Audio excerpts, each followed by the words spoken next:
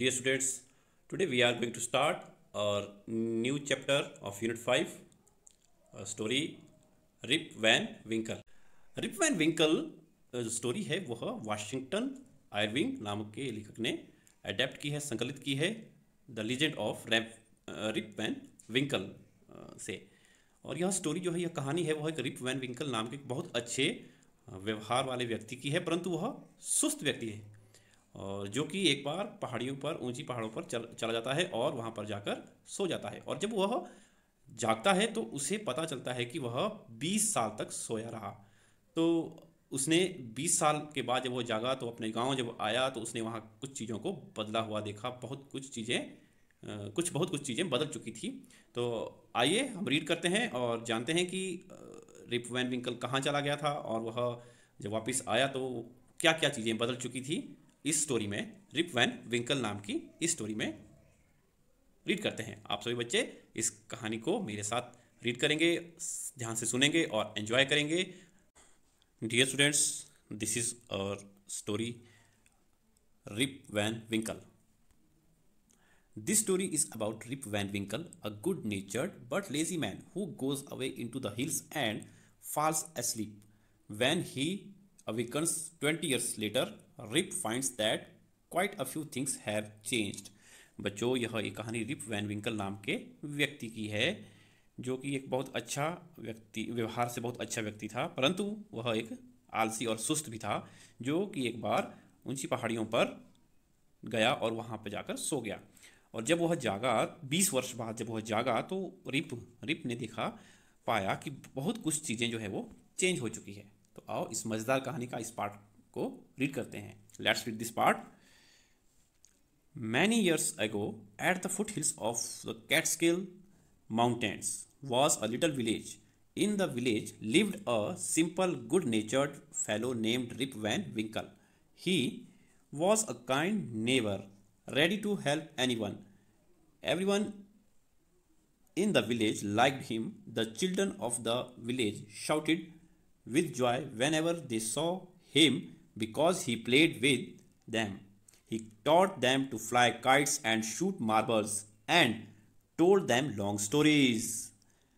The only problem with Rip was that he was very lazy.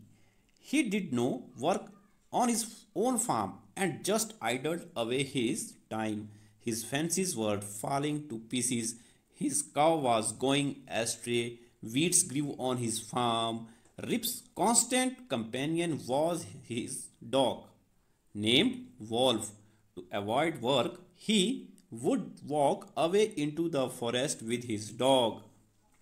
One day, Rip just walked on and reached the highest part of the mountains.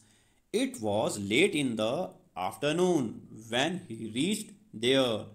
Tired after his long climb, he lay down and began daydreaming. It was soon evening and he realized it would be night by the time he reached his village. Dear students, अब हमने English में reading इस part की कर ली है। मैं आपको इसका मीनिंग हिंदी में बताता हूँ। Many years ago, at the foothills of the Catskill Mountains was a little village. बहुत वर्ष पहले कैटस्किल पर्वत के तल में, फुटहिल्स में, उसके तल में एक छोटा गांव था। In the village lived a simple, good-natured fellow named Rip Van Winkle. उस गांव में रिप वैन विंकल नाम का एक साधारण, गुड नेचर्ड, अच्छे व्यवहार वाला व्यक्ति रहता था। He was a kind neighbor, ready to help anyone. वह एक दयालु पड़ोसी और सभी की मदद करने वाला था। काइंड का मतलब दयालु, नेबर का मतलब पड़ोसी। वह सबकी मदद करने वाला था। Everyone in the village liked him. गांव में सभी उसे पसंद करते थे। The children of the village shouted with joy whenever they saw him because he played with them. बच्चे गांव के जो बच्चे थे वो उसे देखकर ही खुशी से चिल्लाते थे, खुशी से ही चिल्ला उठते थे जब वो उसे देखते थे, क्योंकि he played with them, क्योंकि वह उनके साथ खेलता था। He taught them to fly kites, वह उन्हें पतंग उड़ाना सिखाता था, एंड शूट मार्बल्स, और उन्हें कंचे खेलना, कंचे मारना सिखाता था। And told them long stories, और उन्हें लंबी कहानियाँ, बड़ी बड़ी कहानियाँ सुनाता था। The only problem with Rip was that he was very lazy. बस रिप के साथ केवल एक ही समस्या थी, क्योंकि वह बहुत आलसी था, वह सुस्त सुस्त व्यक्ति था। He did no work on his farm and just idled away his time. वह अपने खेतों में कोई भी काम नहीं करता था और अपना समय वैसे यूं ही गंवा देता था, व्यतीत करता था। His fences were falling to pieces, उसके जो खेतों के बाड़े थे वो टूट के टुकड़े हो गए थे। हिज कॉ वॉज गोइंग एस्ट्रे, उसकी जो गाय थी वो अभी गुम हो गई थी। Weeds grew on his farm, weeds का मीनिंग होता है घास, खरपतवार। उसके खेतों में घास उग गया था। Rip's constant companion was his dog name Wolf. Rip का लगातार, कॉन्स्टेंट एक जैसा, लगातार, कंपेनियन हमेशा जो उसका साथी था, कंपेनियन का मतलब कंपेनियन साथी, उसका साथी था वह उसका कुत्ता था जिसका नाम वॉल्फ था। To avoid work he would walk away into the forest with his dog, और वह काम से बचने के लिए, अवॉइड वर्क मतलब काम से बचने के लिए, वह अपने कुत्ते के साथ जंगल में चला जाता था। One day Rip just walked on and reach the highest part of the mountains. एक बार रिप अपने कुत्ते के साथ चलते चलते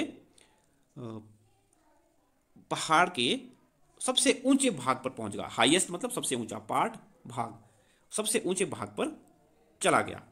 it was late in the afternoon when he reached there, और वह जब वहां पहुंचा तो देर दोपहर हो चुकी थी। दोपहर के बाद वह पहुंचा था उस ऊंचाई वाली जगह पर।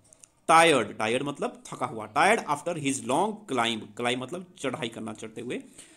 इस ऊंची चढ़ाई के बाद वह थक चुका था।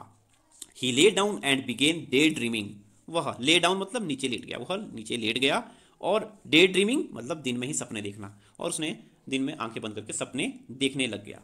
It was soon evening and he realised it would be night by the time he reached his village. Evening शाम, रियलाइज का मतलब महसूस होना, ज्ञात होना, महसूस हुआ उसे।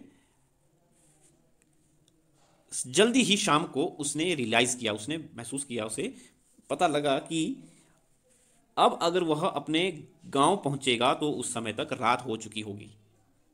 तो उसने सोचा कि अब अगर वह यहाँ से चला तो वह रात, उसे गांव पहुंचने में रात हो जाएगी। आज हम यहीं तक इस पार्ट को पढ़ेंगे, इससे आगे हम नेक्स्ट वीडियो में इसको कवर करेंगे, और इस वीडियो में इस पे आधार पर जो वर्कशीट होगी वो भी मैं आपसे डिस्कस करूंगा। और आपको पहले आपकी वर्कशीट का वेरी फर्स्ट क्वेश्चन जो है वो question number 1, circle the correct meaning of the given words, you may need to use the dictionary. दिए गए शब्दों के सही अर्थ पर घेरा लगाएं, आप शब्दकोश का प्रयोग कर सकते हैं। आइडल्ड अवे, इसका मीनिंग कौन सा है इनमें से? ऑप्शन है wasted, rested, admired. Constant, option है coffee, construct, study. Companion, option है डॉग, स्ट्रेंजर, पार्टनर। रियलाइज, इसका ऑप्शन है to understand, to set free, real. इसका आंसर है फर्स्ट का, आइडल्ड अवे का वेस्टेड, कांस्टेंट का स्टडी, एंड कंपेनियन का पार्टनर, रियलाइज का to understand. The next question is question number 2, say whether the following sentences are true or false. निम्न वाक्यों में सही और गलत बताएं।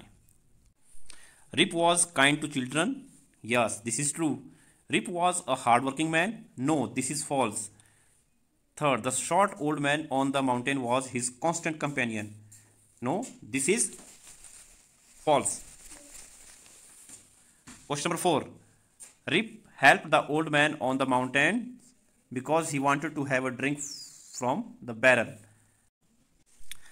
And the answer is first true, second false, the third is false, and fourth is false. The third question is question number 3, read the second paragraph of the chapter and complete the following lines. इस अध्याय का, इस part का दूसरा अनुच्छेद पढ़ो और निम्न पंक्तियां पूरी करो। यह आपके लिए घर के लिए होमवर्क है कि आपने अपनी बुक से इस लेसन के सेकंड पैराग्राफ को पढ़ना है, और जहां पर ये ब्लैंक्स है उनकी जगह पर आपने जो ये वर्ड्स वहां पर है वो आपने फिलअप करने हैं।